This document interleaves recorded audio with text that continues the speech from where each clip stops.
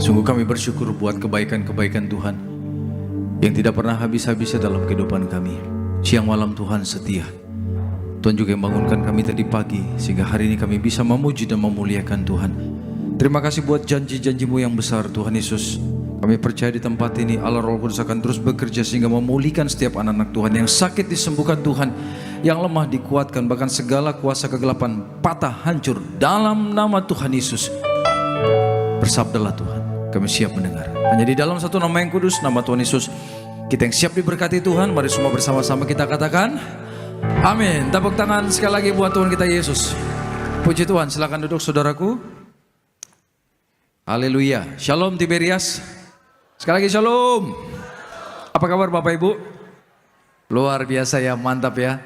Selamat Natal saya ucapkan. Tengok dulu kiri kanannya, beri salam dulu yuk. Katakan selamat Natal. Ya, tadi malam kita merayakan Natal juga bersama-sama. Haleluya. Yang datang tadi malam coba lambaikan tangannya. Luar biasa, 150%. Hampir 100% semuanya. Tepuk tangan dulu buat Bapak Ibu. Sungguh kita melihat penyertaan Tuhan luar biasa tadi malam ya. Cuaca baik, keamanan luar biasa, bahkan yang datang penuh membludak saudaraku. Saya dengar mungkin sekitar jam 7 malam itu gerbang sudah ditutup karena sudah tidak muat lagi di dalam. Dan kita mengucap syukur, percayalah itu bukan kekuatan manusia. Betul tidak? Itu sungguh kekuatan Tuhan. Siapa yang bisa kumpulkan orang sebanyak itu saudaraku? Betul. Itu benar-benar kekuatan Tuhan yang memimpin gereja kita untuk merayakan Natal di GBK. Sejak tahun 2000 Bapak Ibu bisa lihat bagaimana penyertaan Tuhan. Jadi kita yang datang maupun yang datang pada hari ini kita juga pasti diberkati Tuhan. Haleluya. Sama-sama kita buka Alkitab kita Yesaya pasal yang ke-9 ayat 5 dan ayat yang ke-6. Yesaya 9 ayat 5 dan ayat yang ke-6. Kita baca dua ayat bersama-sama yuk. 2, 1. Sebab seorang anak telah lahir untuk kita, seorang putra telah diberikan untuk kita. Lambang pemerintahan ada di atas bahunya, dan namanya disebut orang penasehat ajaib, Allah yang perkasa, Bapa yang kekal, Raja damai. 6 yang keras Bapak Ibu.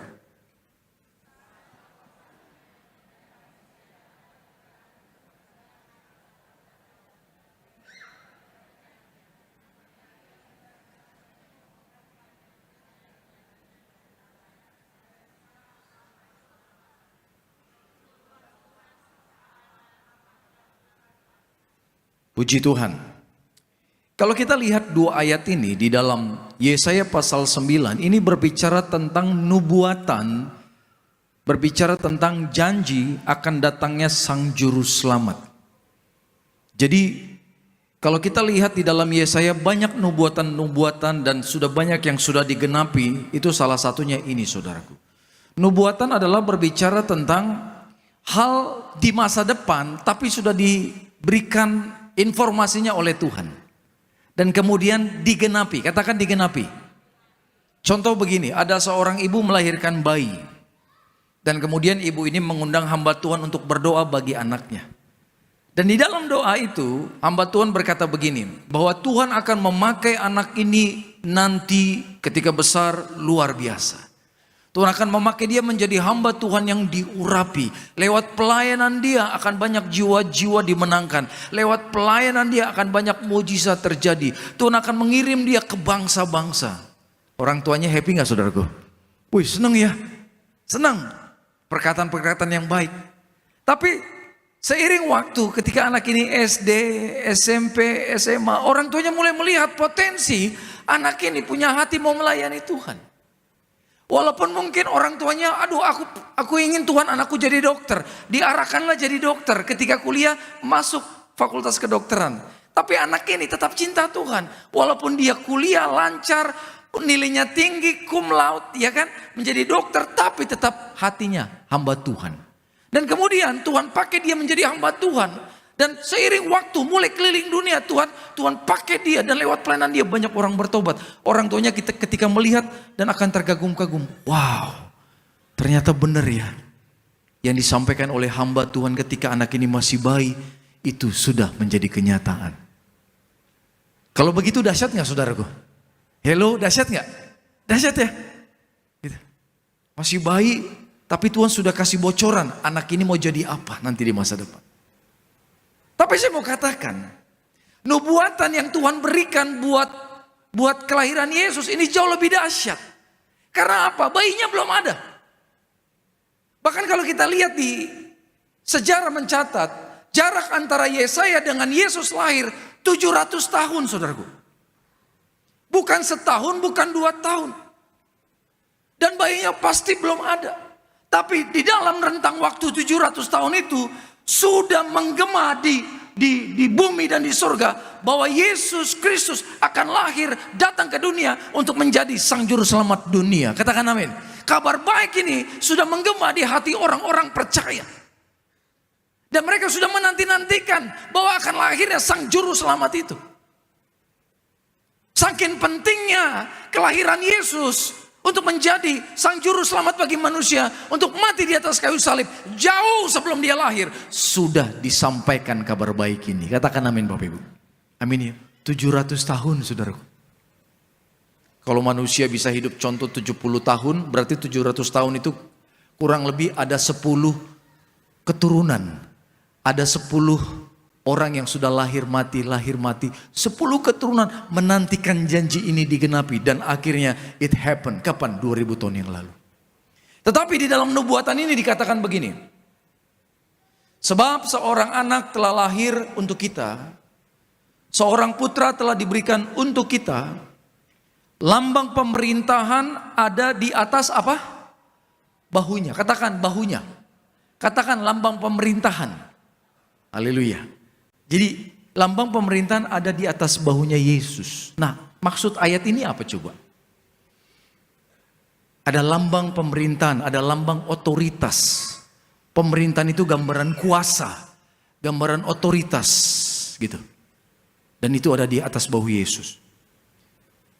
Kalau saya pribadi menilai bahwa sejarah dunia militer, kepolisian atau dinas instansi kedinasan yang biasanya pakai pangkat di sini, saya percaya ambil ayat ini, benar nggak? Kan kalau kita lihat di dunia militer, kita tahu nih, dengan pangkat yang berbeda-beda kita tahu otoritasnya semakin tinggi. Kalau sudah bintang itu maka pasti kuasanya, kekuasaannya, otoritasnya semakin besar. Nah, apa yang dimaksudkan dengan lambang pemerintahan ada di atas bahunya? Kalau di Alkitab Bapak Ibu, banyak sekali membahas tentang bahu. Coba lihat satu ayat di slide saya, bisa ditolong ditampilkan di dalam Mazmur 81 ayat yang ke-6. Di slide saya yang kedua. Di slide-nya ada slide-nya? Gak ada ya? Oke, nggak apa-apa, ini kita baca. Sama-sama kita baca yang keras yuk Bapak Ibu. 2, 1.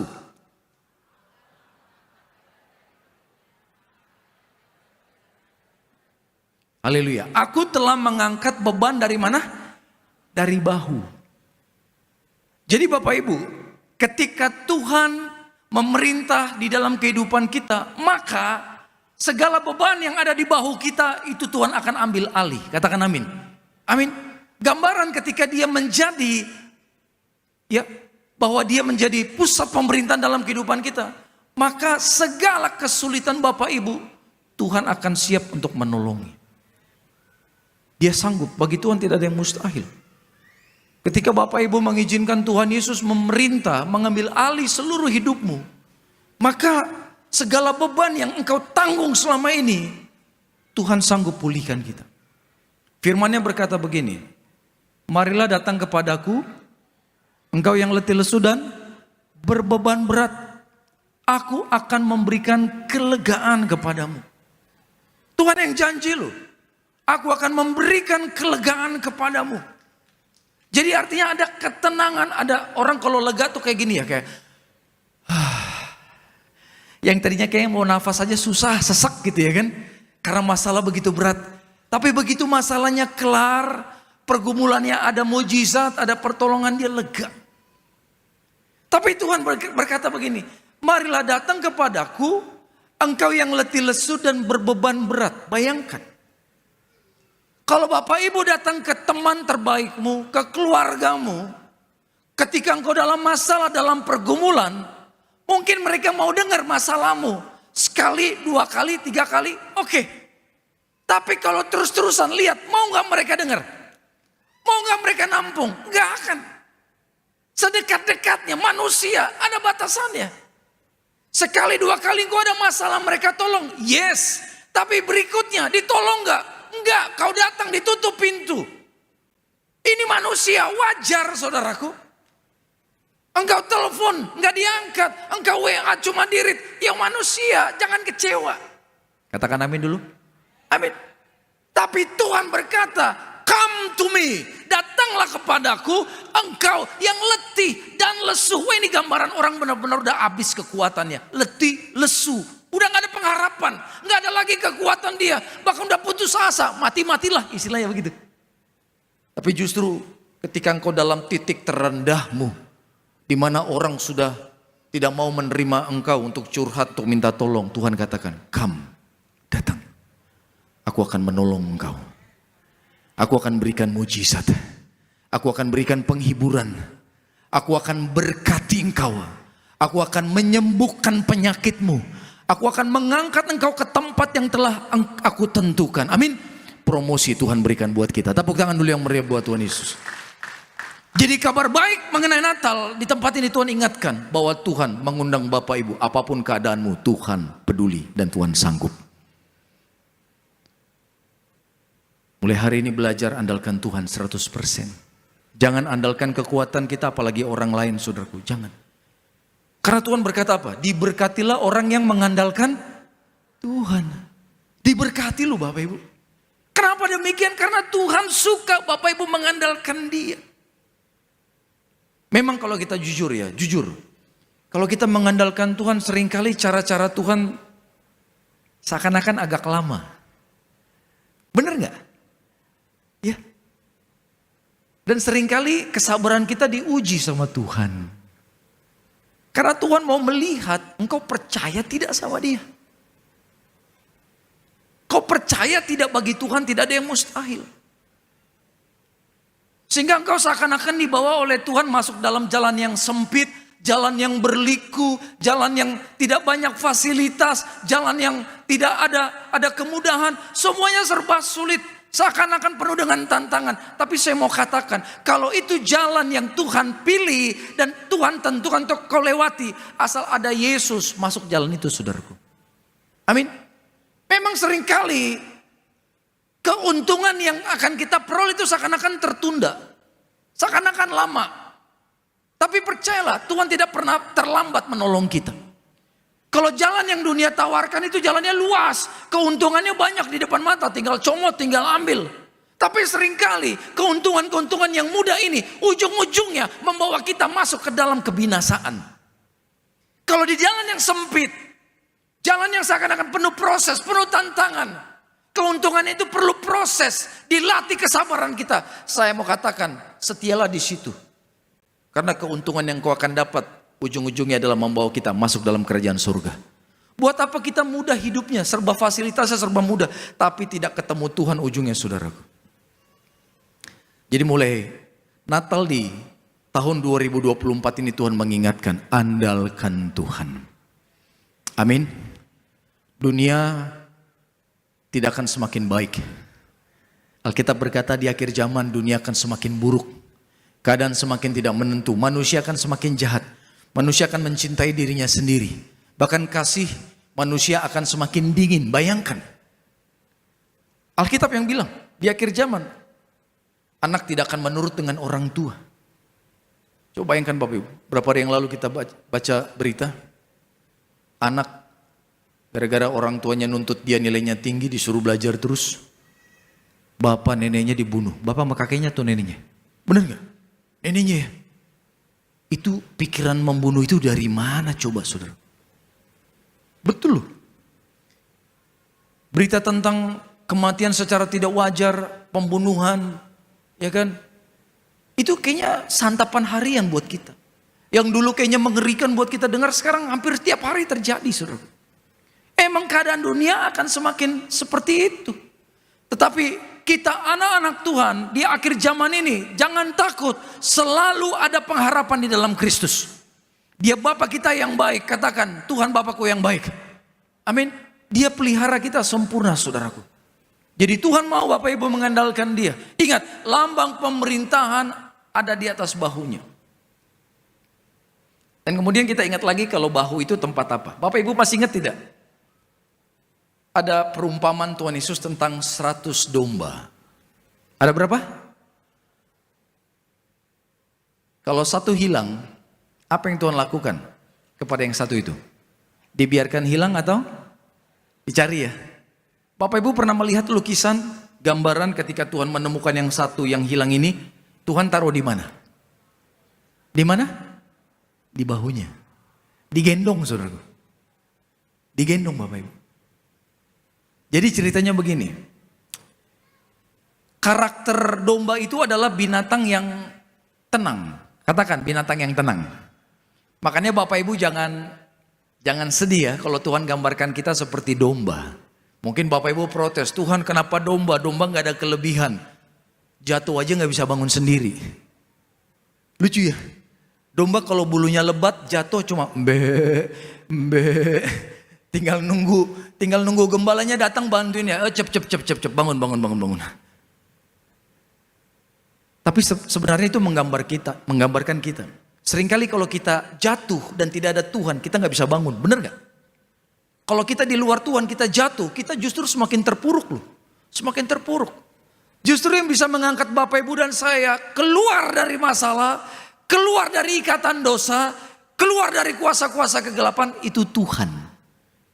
Pernah nggak Bapak Ibu bisa sukses menang dari dosa dengan kekuatanmu? Pernah nggak?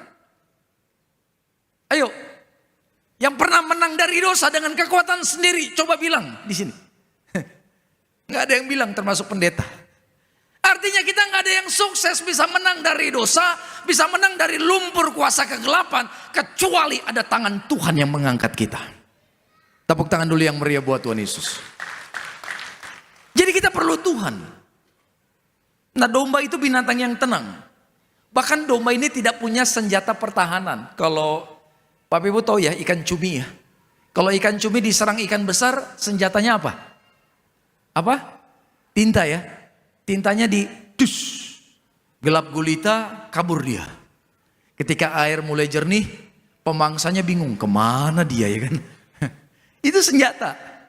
Tapi domba nggak punya. Jadi kalau diterkam bagian belakang sama singa cuma embe gitu ya. Dia nggak punya istilahnya kekuatan tanduk atau cakar atau tinju. Wow gitu ya kan. Nggak ada, saudaraku. Jadi kalau dicaplok sama pemangsa, pasrah dia.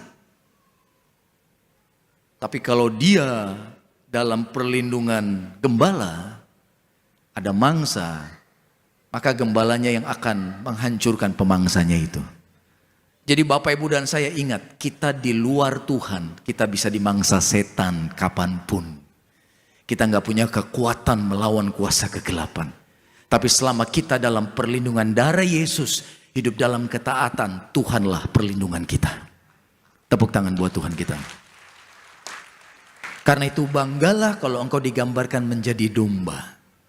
Nah, dalam kumpulan 100 domba biasanya, kadang ada yang pecicilan. Tahu pecicilan ya? Kadang suka ada yang gatal kakinya keluar dari kumpulan domba-domba yang lain. Yang lain tenang, yang satu pecicilan ini lompat-lompat, lama-lama hilang. Ya kan? Coba kita jujur, dalam hati aja jawabnya. Kira-kira kita yang tenang atau yang pecicilan nih saudaraku? Lompat-lompat hilang. Ya kan? Gembalanya bingung kemana dia. Gitu. Nah ketika hilang dicari sama gembalanya. Ketemu dibawa lagi, ditaruh di kumpulan dengan yang lain. Besok hilang lagi, dicari lagi. Tapi kalau keseringan apa yang dilakukan gembala? Dia cari, nanti kakinya dipatahkan. Loh jahat dong? Enggak. Setelah dipatahkan nanti kakinya dibalut dia otomatis pincang. Nah ketika dia pincang ini, ternyata ini akan menjadi masa di mana dia akan punya karakter yang baru. Dia akan tenang. Ketika sembuh dia akan sama seperti teman-temannya, nggak pecicilan lagi. Makanya kalau anak Tuhan sering kabur-kabur sama Tuhan, seringkali Tuhan izinkan dia diremukkan Tuhan. Dihancurkan kebanggaannya, dihancurkan kesombongannya, dihancurkan apa yang dia andalkan. Karena Tuhan mau membuktikan tanpa Tuhan kita ini bukan siapa-siapa. Amin. Dihancurkan apa yang membuat kita jauh dari Tuhan. That's okay, itu tandanya Tuhan mengasihi kita, saudaraku. Jadi ketika diremukkan kakinya, ditaruh di bahu, ditenteng, dengan sukacita gembala ini akan pulang. Yes, dombaku yang hilang telah aku temukan kembali. Gambaran bahu ini tempat pemulihan, saudaraku. Katakan amin. Jadi Yesus izinkan dia memerintah atas hidupmu. Ketika dia memerintah atas hidup kita, dia akan ambil alih segala beban-beban kita. Dan kemudian Tuhan akan pulihkan keadaan kita. Haleluya. Tepuk tangan buat Tuhan Yesus. Dan kemudian dikatakan, dan namanya disebut orang penasehat ajaib. A great counselor. Penasehat ajaib. Kita semua butuh nasihat Tuhan. Bapak Ibu harus ingat, otak kita paling besar sebesar bapau, saudaraku. Dibandingkan masalah kita yang begitu rumit, begitu besar. Ini otak kecil ini gak ada apa-apanya. Makanya itu manusia sering ambil salah keputusan. Karena apa? Dia tidak tahu keputusan ini resikonya apa. Kalau ambil keputusan ini nanti bagaimana di depan. Dia nggak tahu. Itulah sebabnya kita perlu penasehat. Dan Yesus dikatakan dia penasehat yang ajaib. Istilah penasehat di Alkitab pertama kali itu muncul ketika Daud jadi raja. Daud ini banyak penasehat. Ya. Karena raja tiap hari harus ambil keputusan. Nah supaya tidak salah keputusannya, Daud tidak mau sendirian. Dia butuh orang-orang yang pintar di bidangnya. Makanya ada penasehat di dunia militer. Ya, ada penasehat untuk ekonomi, ada penasehat untuk keagamaan. Jadi kalau ada masalah di sini, Daud tanya penasehatnya yang ini. Walaupun tidak langsung keputusannya dia, Daud tetap pengambil keputusan, tapi dia butuh masukan. Nah sebagai raja dia dikelilingi oleh penasehat-penasehat, orang-orang ternama, orang-orang yang pintar. Tapi saya mau tanya, orang yang pintar sekalipun bisa salah nggak nasihatnya? Hello, bisa salah nggak? Bisa, saudaraku. Bisa salah. Ada seorang ibu muda datang dan kemudian dia berkata, Pak, saya menyesal saya menceraikan pasangan saya. Kok bisa begitu? Karena waktu itu usaha suami saya hancur, Pak. Sehingga suami saya tidak ada penghasilan. Tapi karir saya naik, gaji saya besar. Sehingga saya menganggap rendah suami saya. Dan kemudian saya sharing masalah saya dengan teman di kantor. Notabene teman saya orang bercerai juga. Ujung-ujungnya teman saya bilang, udah ceraikan saya. Laki-laki begitu gak berguna, kamu cantik. Penghasilanmu besar, jabatanmu tinggi di kantor, banyak pria lain yang mau sama kamu. Laki-laki yang gak ada kerjaan gitu, udah ceraikan. Saya mau tanya, Bu, waktu nikah cinta gak? Cinta, Pak. Punya anak? Punya, Pak. Suami dulu kerja, wow saya dulu bagus. Saya bilang, Ibu kok begitu? Ketika suaminya jatuh, harusnya sebagai istri yang baik, istri yang takut akan Tuhan, harusnya dia berkata gini, Pak, don't worry, kita gandengan tangan, kita berdoa, bila perlu berpuasa, minta sama Tuhan, kita percaya ekonomi keluarga kita pasti dipulihkan Tuhan. Katakan amin, saudara. Harusnya begitu, benar gak? Kalau dia mau mencari nasihat yang benar dari Tuhan, saya percaya saudaraku, dia akan bergandengan tangan dengan keluarganya, dengan anaknya, dengan suaminya, minta pertolongan Tuhan. Nah, dia datang ke orang yang salah. Mau mungkin itu yang dia tanya mungkin direktur di perusahaan dia. Tapi kalau orang yang salah, nasihatnya yang salah, bahaya Bapak Ibu. Jadi ketika Tuhan mengatakan bahwa dia adalah penasihat yang ajaib, Tuhan sedang menggambarkan kepada kita semua, menjelaskan kepada kita bahwa Tuhan tahu segalanya. Mau apapun masalahmu, pergumulanmu, Tuhan tahu solusi yang terbaik. Amin. Dia tahu, karena itu jangan malu, jangan takut. Jangan andalkan kemampuan kita. Jangan andalkan koneksi kita. Manusia terbatas. Di awal tadi saya katakan saudaraku, Tuhan tidak. Manusia bisa salah memberikan advice, tapi Tuhan tidak. Sekarang banyak orang kena kasus hukum bisa bayar ratusan juta bahkan miliaran untuk bayar pengacara. Bayangkan, mahal loh. Mahal. Tapi saya mau katakan, apapun masalahmu, masuk kamarmu, kunci kamarmu, berlutut, disitulah penasehat ajaib dari surga akan datang memberkati engkau. Tepuk tangan buat Tuhan kita Yesus. Tempatnya gak jauh-jauh. Nasihat itu akan turun ketika engkau berlutut dan memohon kepada Dia. Ada satu ayat di Alkitab mengatakan kita ini imamat rajani. Katakan imamat rajani. Artinya kita ini raja-raja kecil di atas dunia ini. Raja-raja ini maksudnya Bapak Ibu diberi kuasa oleh Tuhan untuk memerintah, untuk berotoritas, untuk menang atas kuasa kegelapan. Raja itu gambaran orang yang punya power, orang yang memerintah.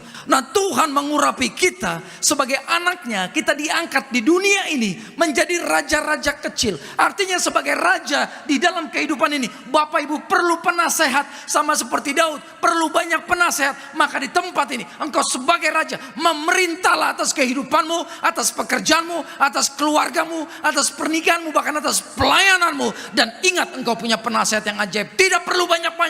Penasehat kita adalah yang terbaik, namanya Yesus Kristus. Amin. Dia akan memberikan kau solusi yang terbaik. Apapun masalahmu, tanya sama Tuhan, saudaraku. Jadi Tuhan baik. Dia memberikan kita nasihat. Bahkan dikatakan Allah yang perkasa, Bapa yang kekal, Raja damai. Tuhan memberikan kita damai sejahtera. Damai bukan karena keadaan lagi tenang, proyek lagi banyak, gaji lagi besar. Enggak. Ya, badan lagi sehat-sehat. Tenang itu artinya mau dalam segala keadaan engkau tetap tenang. Amin. Tenang artinya engkau tetap bisa bangun hubungan dengan Tuhan. Jangan kalau lagi ada masalah hubungan kita sama Tuhan jauh.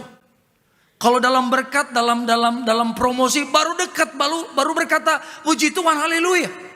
No, Tuhan mau Bapak Ibu dalam keadaan momen apapun engkau tetap bisa percaya ada Tuhan yang menyertai. Gitu. Nah, kualitas kita sebagai anak Tuhan harus seperti itu. Tuhan yang berkata di dalam Timotius bahwa Tuhan tidak memberikan kita roh ketakutan. Katakan amin. Roh ketakutan itu bukan dari Tuhan. Ya. Ayat yang ke-7 dikatakan, sebab Allah memberikan kepada kita apa?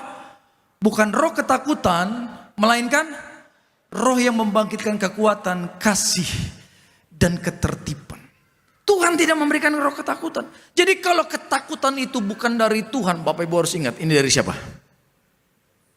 Enggak ada yang jawab saya. Saya ulang ya. Kalau Tuhan tidak pernah memberikan kita ketakutan, jadi ketika engkau takut, artinya engkau sedang diserang. Siapa yang serang? Setan. Jadi kalau engkau sedang takut, jangan diam. Jangan engkau berkata, besok juga hilang rasa takut ini. No.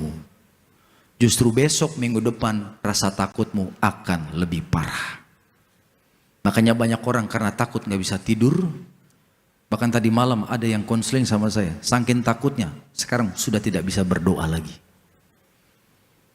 Karena kalau engkau takut, sebenarnya engkau sedang berdosa di hadapan Tuhan. Kenapa? Kalau engkau takut, engkau meragukan bahwa Tuhan sanggup menolong engkau.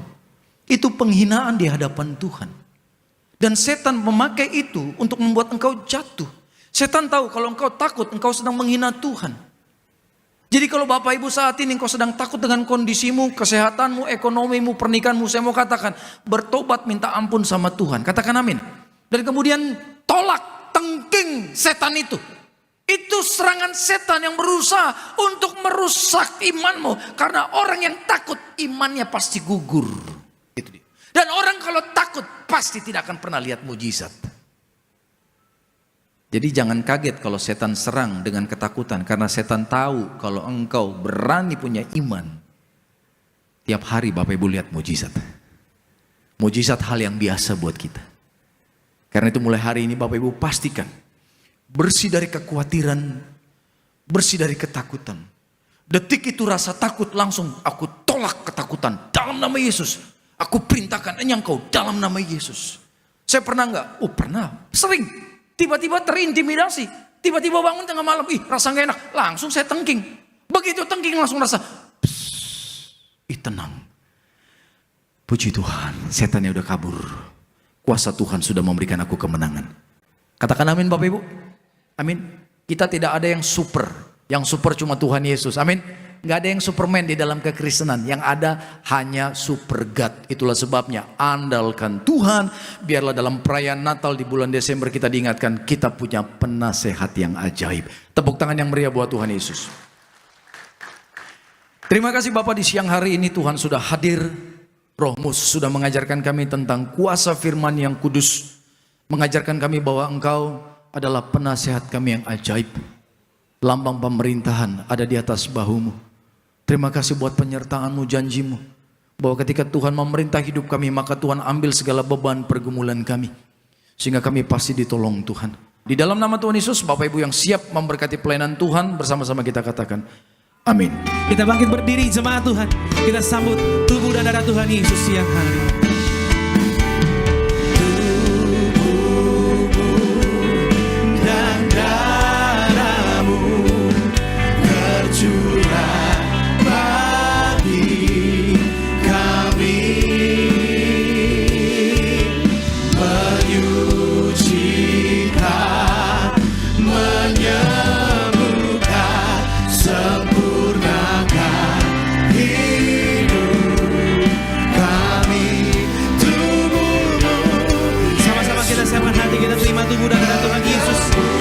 siang hari ini.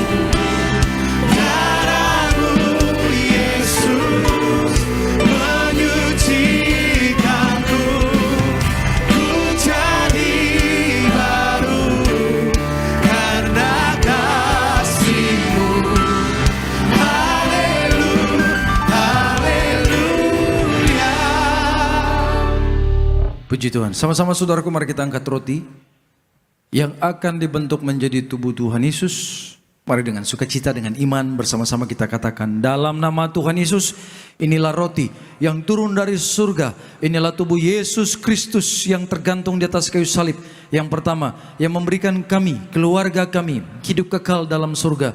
Yang kedua, menyempurnakan tubuhku, sehat sempurna, menyempurnakan jiwa dan rohku, agar dibangkitkan pada akhir zaman. Yang ketiga, tubuh Kristus yang tertombak, tertikam di atas kayu salib, agar kami bersama keluarga tidak terkapar di meja operasi, tidak terkapar di rumah sakit, kami tidak lumpuh, tidak pikun, tidak koma, tidak terkapar di ruang ICU. Kami tolak kanker tumor, kami tolak leukemia. Doaku hari ini, segala penyakitku sudah sembuh, diangkat di atas kayu salib dalam nama Tuhan Yesus. Inilah roti yang turun dari surga, inilah tubuh Tuhan Yesus Kristus.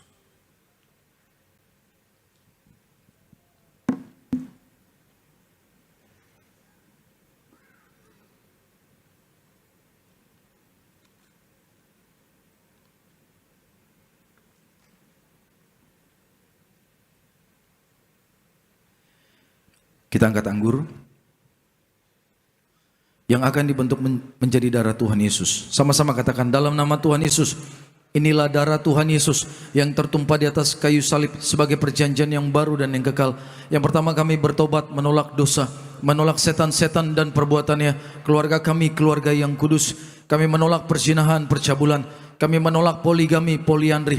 Kami menolak perceraian. Mulutku diurapi penuh kuasa, tidak berdusta. Kami tolak fitnah atas keluargaku dan gereja. Yang kedua, oleh darah domba Allah, kami menjadi warga surga, anak kerajaan surga, diberkati, punya rumah di bumi dan di surga. Yang ketiga, oleh bilur-bilur Tuhan Yesus, mulai hari ini, dari ujung rambut sampai telapak kaki, sehat sempurna, tidak sakit kepala, tidak migrain, tidak vertigo. Kami tolak kanker tumor, kami tolak kistamium, kami tolak pisau operasi. Kami tolak pendarahan, tekanan darahku normal, tidak darah manis, berkati jantungku, sempurna sehat, tidak bengkak jantung. Kami tolak sakit paru-paru, tidak TBC. Kami tolak sakit liver, kami tolak sakit ginjal, tidak batu ginjal, tidak cuci darah, tidak diabetes, tidak hepatitis. Darah Kristus membalut dan menyembuhkan segala penyakitku. Bapa yang baik, dalam nama Tuhan Yesus, hamba berdoa sembuhkan yang sakit siang ini Tuhan. Pak Sutri yang minta keturunan, berkati bisa punya anak yang sehat. Mereka yang minta jodoh, minta pasangan hidup, Tuhan bukakan jalan, berjumpa dengan orang yang baik, yang takut akan Tuhan. Bahkan mereka yang minta pekerjaan baru, minta proyek baru, diberkati Tuhan berhasil. Bersama-sama sekali lagi dalam nama Tuhan Yesus, firman Tuhan berkata, perjamuan kudus ini lebih dari roti mana. Yang pertama, bangsa Israel 40 tahun makan tidur di padang gurun, artinya tidur pun kami diberkati. Yang kedua, dengan roti mana setiap hari jubah baru, artinya kami bersama keluarga menjadi mulia, akan terbang ke surga sepanjang masa, diam di rumah Tuhan. Yang ketiga, dengan roti mana setiap hari, kasut baru, sepatu baru, artinya kami tidak gagal. Pekerjaanku, usahaku diberkati Tuhan berhasil ratusan kali ganda. Hari ini hidup kami di bumi seperti di surga, tidak miskin, tidak kekurangan. Segala sakit, penyakit dan penderitaan kami sudah diangkat di atas kayu salib. Dalam nama Tuhan Yesus, inilah darah Tuhan Yesus. Inilah darah Tuhan Yesus.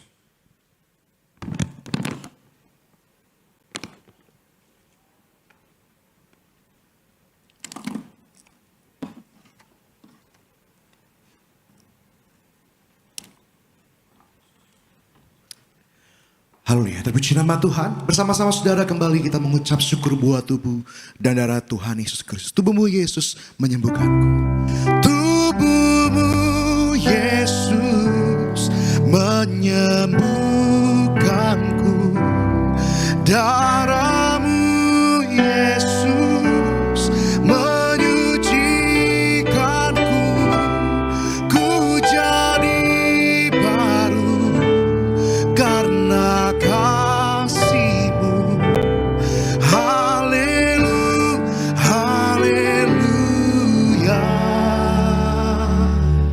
Saat ini hamba berdoa di dalam nama Bapa, Putra dan Roh Kudus. Di dalam nama Tuhan kami Yesus Kristus, Tuhan, inilah minyak-Mu yang kudus.